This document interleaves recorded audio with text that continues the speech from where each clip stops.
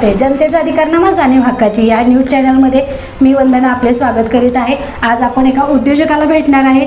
एका सामान्य गृहिणीपासून ती आज उद्योजका कशी झाली त्यासाठी आपण या ताईंना भेटण्यासाठी आलेलो आहोत। तर ताई, सर्वात प्रथम आमच्या न्यूज चॅनलमध्ये आपलं स्वागत आहे। आपलं नाव काय?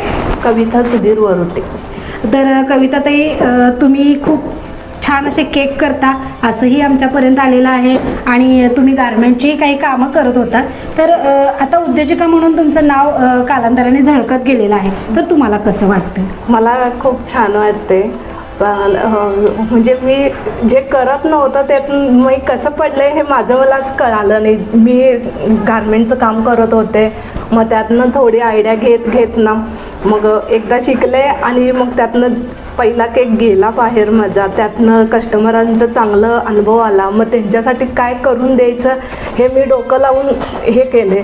कुठं क्लास केला नाही काय नाही, स्वतःचं डोकं लावून थोडी बाहेरची इकडून तिकडून माहिती घेऊन मी त्यातनं पुढं घेत गेले आणि जसं ग्राहकांना पाहिजे आहे त्यापेक्षाही थोडं अपेक्षापेक्षा पण त्यांचं जास्त हे केले मी।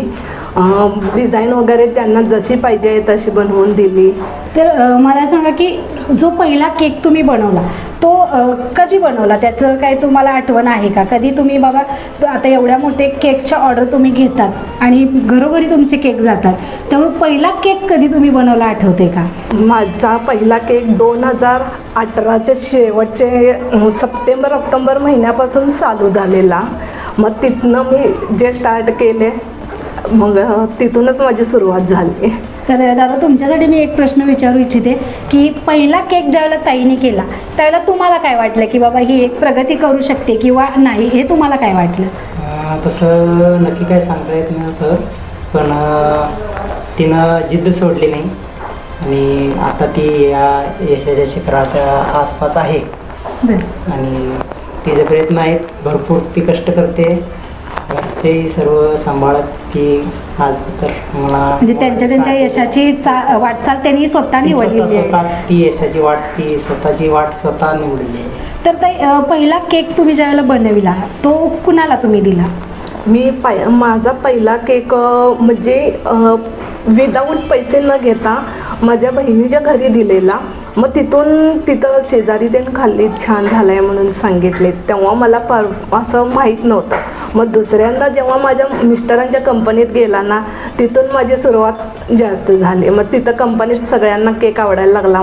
मग तिथं कसं कंपनीमध्ये प्रत्येकाचा वाढदिवस आला की सेलिब्रेशन करायलाच लागलं। पहिला केक दादा ज्या वेळेला कंपनीमध्ये घेऊन जात होते त्यावेळेला ते तेवढे शुअर होते का की मी पहिल्यांदा केक घेऊन चाललोय आणि हा सगळ्यांना आवडेल, पसंत पडेल किंवा त्यांनी नको होय असे काही तुम्हाला बोललेले का?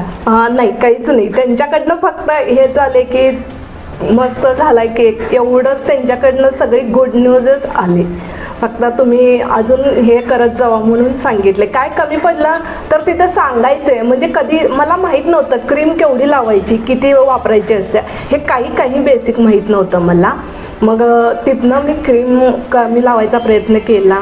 नंतर मिस्टरांच्याच कंपनीत आम्ही एक वर्ष झालं। एक वर्ष झाल्यानंतर मिस्टरांच्या कंपनीत त्यांच्या साहेबांचा बड्डे होता। त्यावेळेला मला मोठी ऑर्डर म्हणजे तेव्हा आली, 16 केकची ऑर्डर आली। खूप छान, खूप। ज्यावेळेला तुम्ही केक बनवला, एकतर तुमचं कुठे केकचा कोर्सेस झालेला नाही आहे किंवा त्याला बेसिकली काय वापरायचं हेही तुम्हाला माहिती नाही आहे। मग सुरुवातीला तुम्ही ज्यावेळेला केक बनवत होता त्यावेळेला तुम्ही सामग्री काय एकत्र केली होती? मी पहिल्यांदा ना काय केले, कशापासून बनवतात पहिलं ते हे केले। मग मला एकट्याने सांगितलीत की प्रेमिक्सपासून पण बनतोय केक, त्यात सगळंच आपण जे वापरतोय ना मैदा वगैरे सामग्री काय असेल ती ते सगळं वापरते ना ते तयारच मिळते। मग त्यातनं ना प्रेमिक्स आपलं आता बाजारात वेगवेगळ्या नमुन्याचे असतात, मग त्यात कुठली क्वालिटी जास्त बेस्ट आहे ना मी ती निवडली। अरे वा, खूप छान। तर मला सांगा की हा केक बनवल्यानंतर कधी कुठल्या इव्हेंटमध्ये तुम्ही भाग घेतला किंवा असं तुम्हाला वाटलं की बाबा अरे आपल्याला अजून ह्यात थोडं शिकायचंय, तर त्यासाठी तुम्ही काही प्रयत्न केले का? मी अलायन्समध्ये पहिल्यांदा इचलकरंजीमध्ये पेपरला बातमी आली की असं केकचं डेकोरेशन म्हणजे भाग घ्यायचे आहेत. Event होता, हां. event. मग त्यामध्ये वेगवेगळ्या प्रकाराचे केक करायचं त्या स्वतःचं म्हणजे त्याच्यात नंबर काढलेले त्यांनी. मग तेव्हा मी भाग घेतलेले. मग किती जणांमध्ये तुम्ही असं म्हणजे तेव्हा भाग घेतलेला? चार 100च्या आसपास कॅन्डिडेट होते तेव्हा म्हणजे 50-100 तर होते. मग त्यातले तर काय थोडे आले नव्हते. मग जसं होईल तसा प्रयत्न केला मी. त्यावेळेला मी तेव्हा फ्रूट केक केलता. मग बाकीच्यांचे पण डिझाईन बघितलं. मग नंबर येऊ किंवा नाही येऊ म्हटलं आपल्याला काय तर भेटेल त्यात बघायला मिळेल. मग ह्या आशेने मी त्यात गेले. मग तिथं गेल्यावर समजलं की एवढं भारी भारी केक बनवू शकतात कोणी म्हणजे एक पण. आयडिया क्लिक झाली तुम्हाला हां. की बाबा डिफरंट काहीतरी ह्या ठिकाणी आपल्याला पाहायला हां, मिळतं. त्यामुळं ते सगळं पुढं तसंच गेले. मग आता मग मी कुठं घाबरू शकत नाही. कुठं भाग घ्यायचा असला तर मी आनंदाने बिनधास्त जाऊ शकते की मी हे करून दाखवते. मग ज्या वेळेला मला एक कस्टमरनं पैठणी केकची ऑर्डर दिलेली. अरे वा. त्यांना मी असं स्टेटसला लावलेले की हा केक मी बनवू शकतोय म्हणून मी लावलेली ट्रायलला.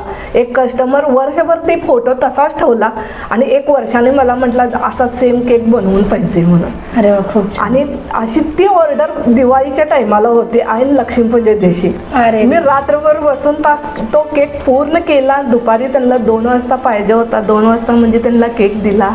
त्यांना एवढा आवडला ना, त्यांनी अजूनपर्यंत माझे नाव काढतात. खूप छान पैठणीसारखा केक करणं. कोणत्याच अधिकारनामा जाणीव हक्काची या न्यूज चॅनलला लाईक, शेअर व सबस्क्राईब करण्यास विसरू नका व सदैव रहा अपडेट. जाहिराती व बातमीसाठी आजच न्यूज चॅनलशी संपर्क साधावा. 80 87 820 897.